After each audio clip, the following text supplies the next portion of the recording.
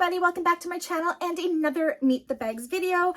I am so excited to share this bag with you. This is called the Betty Bowler bag. She is a very, very large bag. I'm actually keeping this one for myself. This is going to be my carry-on bag for when I'm traveling, or my overnight bag. Perfect for that size, or that kind of idea of doing it. Or if you really like a large bag, we can definitely make handles larger so it's more of a shoulder bag. Right now it's just a carry-on bag. Let me show you some of the features of this bag. So on the front and the back, you have these little slip pockets here. You can see on the front and the back.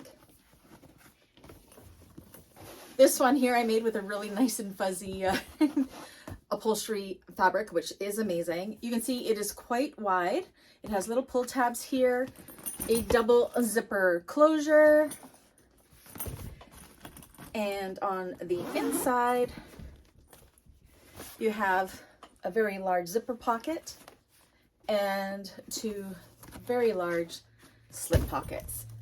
I am just in love with this bag. It's got that amazing retro feel.